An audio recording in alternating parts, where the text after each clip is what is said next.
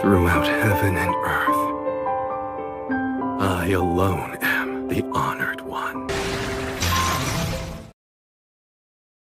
Satoru Gojo, the strongest sorcerer in the current age and the strongest sorcerer of his time. Hailing from Jujutsu Kaisen, it's undeniable his impact on the anime community as a whole has been felt massively. Due to his status as the strongest, Gojo is one of the first names that comes to mind whenever someone mentioned overpowered anime character. And with Gojo's fight with Sukuna coming to an end, we all know what Gojo is fully capable of now, so today I'll be going through his power, speed and abilities in order to determine how strong the Honoured One truly is. If you enjoyed this video, then make sure to like, subscribe. I have a playlist in the iCards which contains all of the videos I've made in this format for other characters if you want to check them out as well, along with all of the calcs in this video, which will be in the link in the description. Now, let's get on with how strong is Satoru Gojo. Gojo is certainly someone you do not want to take a punch from, to say the very least. For starters, even when he isn't fighting, Gojo can bare minimum destroy large towns with ease. This is due to the fact that upon being released from the prison realm, he creates an earthquake so large that in order to replicate it, you would need power equaling almost 940 kilotons of TNT. Of course, Gojo could scale much higher than this. As we see in the recent manga chapters, he fights Sukuna, who has 19 fingers and the mummified head of his old corpse, making him stronger than when he was back in his prime, or just as strong. This is important since Sukuna with 15 fingers as it has a technique which creates a fire arrow, which creates an explosion so big it can range between 2 megatons of TNT all the way up to 56.5 gigatons of TNT to 164 megatons of TNT. And Gojo fought a stronger version of the Sukuna, meaning that he could either destroy small cities or entire mountains depending on how much you want to highball or lowball them. Some other small city level scaling for Gojo also comes in the form of Jogo. Jogo was capable of summoning a large meteor with power between 4.07 megatons of TNT all the way up to 122 gigatons of TNT, but this ranges between small city level to large island level. However, it should be said that the small city level scaling is generally much more accepted for this calc. However, mountain level to island level scaling for Gojo does exist without the high-end calcs or without highballing. For example, the first one is, again, funnily enough, through Jogo, who with his domain expansion was able to create a large mountain of iron, requiring power equal to 2.67 gigatons of TNT, or large mountain level. Keep in mind that Gojo utterly stomped Jogo with absolutely no difficulty, and the ranges of Gojo's power just seem to keep on getting higher and higher. There's also then Dagon, who scales beneath Jogo. Dagon's domain expansion was capable of creating a small tropical island, which is another example of a low-end island feat as well for him.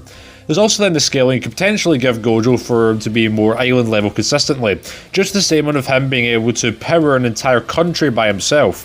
In order to sustain power for an entire country, even for a second, you would need the equivalent of 778.12 megatons of TNT, or enough to destroy multiple city blocks.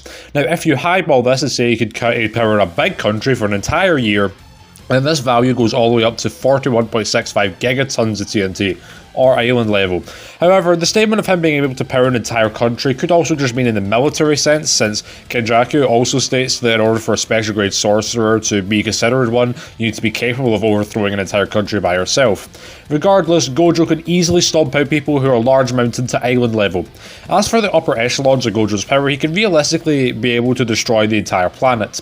This is due to him upscaling from Kenjaku, who could survive Yuki's black hole attack, which was so powerful it could realistically equal the power of 130.8 yotatons of TNT, or enough power to destroy large planets.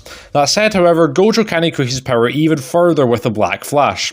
I'll get to explaining how that works later on in the video, but all you need to know is that it amplifies Gojo's attack potency by the power of 2.5. Going by Gojo's mountain feat, we could take the attack potency up to 11.69 gigatons of TNT, meaning that at absolute minimum, Gojo scales to island level with the Black Flash. Going off the powering the entire country feat, Gojo's Black Flash would take up to 11.2 teratons of TNT, or enough to destroy a small country.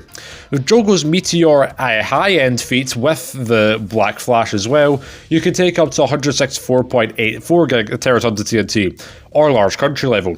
Of course, Gojo at his strongest with a Black Flash can now reach a power up to 8.19 to the power of 38 joules, which is enough power to destroy dwarf stars. Now, I know the Black Flash multiplier has some contention just due to how much more powerful it would make Gojo. and if it's consistent with the series or not, but I'll leave that up to the viewers to decide. Realistically, Gojo's durability should also scale to his attack potency, at least somewhat, meaning that he's able to take the punch but he's able to give out with his blows.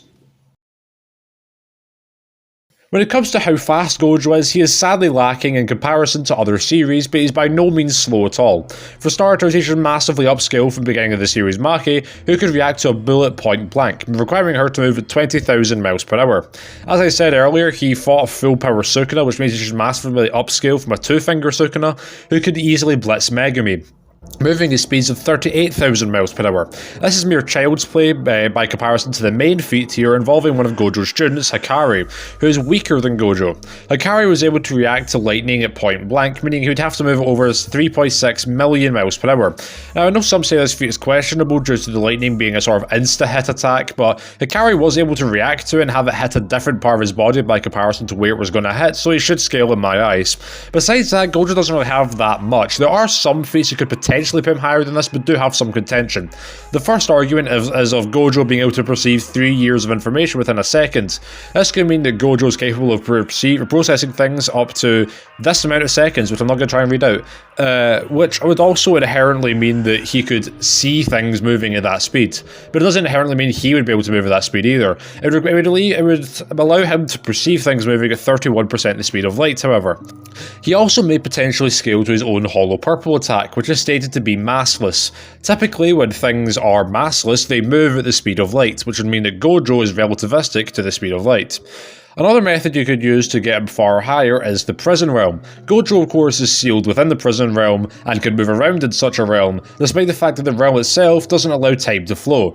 And you could argue that this is due to Gojo being able to manipulate the space-time around him, rather than just pure speed, but I figured I'd cover all bases in case you wanted to scale him however you wish, even if I don't agree with it personally. But regardless, you can get Gojo to immeasurable to accessible speeds.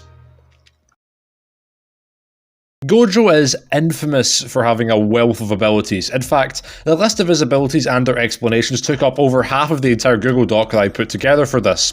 For starters, the foundation for Gojo and the vast majority of the sorcerer's power comes from cursed energy. Cursed energy is made up of negative energy and emotions, which all humans exude and expel. These emotions and energy levels take the forms of cursed spirits, which sorcerers fight. Sorcerers themselves, by controlling their emotions, can manipulate their own cursed energy and be able to output and store it within themselves. This can not only amplify a sorcerer's physical capabilities, but also grant them unique abilities, which typically, or as a result of having more cursed energy, would be a sign as to how powerful you are. There's then also the form of cursed energy called Cursed Technique Reversal. This technique involves multiplying cursed energy together, as while cursed energy is negative, multiplying two negatives together creates a positive. So with this technique, it can be used to heal others and even themselves. After even being stabbed through the throat and also having slashes all over his body, Gojo's able to heal himself up to perfect condition with this technique no problem. Gojo's most infamous ability comes in the form of Infinity, also known as Limitless.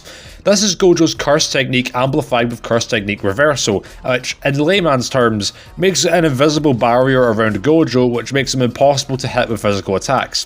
This is due to the fact that the barrier creates an infinite amount of space between Gojo and his opponent, in a similar fashion to Achilles' paradox. This paradox involves a race between Achilles and a tortoise. The two start moving at the same moment, but with the tortoise initially having the head start and continues to move ahead. Achilles could run at any speed he wants, but he would never be able to catch up with it. Basically, Achilles, every time he moves ahead to the point where the tortoise last was, the tortoise will have already moved forward. Even if it's just a small distance, it's to another point, meaning that even if Achilles travels an infinite distance, in an infinite amount of time, he would never get past the tortoise. Basically meaning that in order to hit Gojo, you would have to surpass infinity unless you have another ability which would allow you to do so. Not to mention that even if you do hit him, he can just heal himself with Curse Technique Reversal, meaning that you'd have to pretty much one-shot him in order to kill him. Gojo's Curse Technique Reversal is also referred to as Blue. This technique can allow him to pull things towards him telekinetically, bringing the concepts of negative numbers and negative distance into reality, forcing space to compensate and fill the area by drawing everything towards the singularity. There's then also the reversed limitless technique, being powered by positive energy from the reverse curse technique called Red. This is an extremely powerful blast which can repel all those who come into contact with it, causing massive damage with an explosive output. By combining red and blue into one attack, Gojo gets his most potent option, Hollow Purple. Hollow Purple combines both motion and reversal into creating a powerful attack which erases everything in its path with an imaginary mass. He also has Unlimited Purple. This is essentially just Hollow Purple with an omnidirectional massive blast. This blast is so big that it even hits Gojo himself, but won't deal lasting damage due to curse technique reversal. Now I presume many of you who haven't watched or read Jujutsu Kaisen might be asking if it's possible to run out of cursed energy, much like how you can say run out of chakra in Naruto or run out of energy in Dragon Ball. And well, it is very possible to run out of cursed energy. With Gojo being the strongest and having the most insane ability, you can imagine it'd be very easy to run out. However, Gojo possesses the 6 eyes, which can generate a basically endless amount of cursed energy for him. This means he can freely use blue, red, hollow purple and limitless as many times as he wants to. Hell, limitless is even on automatically now, so you can't even catch him off guard. The 6 eyes even grant Gojo the ability to perceive cursed energy within someone, being able to read how strong they are and what abilities they have. Even then, Gojo has other techniques on top of this. For starters, you can use the curtain technique, which is a common barrier technique used to separate an area with a black force field, which makes people invisible from the outside. Gojo also has the Black Flash, as I mentioned earlier. The Black Flash is a distortion in space which occurs when cursed energy is applied within 0.000001 seconds of a physical hit. When a sorcerer is able to achieve this, the cursed energy flashes back, creating a large destructive power, which is equal to the power of the hit to the power of 2.5. Rounding up Gojo's main list of abilities, we have his Domain Expansion. The Domain Expansion is considered to be the peak of Jujutsu sorcery, which creates an environment constructed with the user's cursed energy, which can negate all other cursed techniques, while the target is forced to obey the rules with the other's cursed technique when they're in it. Of course, the fact that it is made up of Gojo's cursed energy, Gojo's Domain Expansion is pretty mental. Upon being hit by it, the target is frozen in place, before being then hit with all sounds, information and senses within the universe, overloading their brain with stimuli and information, eventually killing them. The only exception to this is Gojo himself, and all of those who are touching him, meaning that he is not affected by the effects of his own domain. Now, his Domain Expansion is the only ability that cannot be abused over and over again. While he can use it multiple times, if he uses it far too much, it can lead him to suffering brain damage. However, the only reason why he wouldn't need to use it more than once in a fight is if the Domain Expansion could be matched with another Domain Expansion, so in a cross-verse fight, it would rarely come into play. Gojo does have also some miscellaneous abilities which are possible with his cursed energy and skill, but don't have specific names to them and just kind of fall under everything I've already brought up so far. For starters, he is very skilled in hand-to-hand combat, he can fly, he has telekinesis, he can put others to sleep just by touching them, he has instinctive reaction, teleportation and matter manipulation, he can reflect attacks back onto people and has resistance to power nullification, as he's able to use his cursed techniques and cursed energy within someone else's Domain Expansion. Gojo also has an interesting statement where he's constantly using blue to refresh and preserve his brain at all times. Now, this means he's resistant to attacks on the mind. It's very vague. I probably will never get an answer to it, but it is noteworthy. It should be something that should be brought up. Now, can you bypass Limitless? Yes. In many ways, actually. In order to bypass Infinity, you need to do one of 6 things. Be physically capable of moving across an infinite distance, have an attack which could be directly summoned on Gojo and thus doesn't need to travel any distance, be able to manipulate space to a higher degree than Gojo and simply manipulate Limitless into uselessness, be able to cut through space itself, somehow convince Gojo to let down his Limitless barrier, or have some way to negate curse techniques which would just allow them to bypass through it. Realistically, only certain characters are even going to have a chance of touching Gojo, much less beating him. If you enjoyed this video, make sure to like, subscribe, and I'll see you all next time.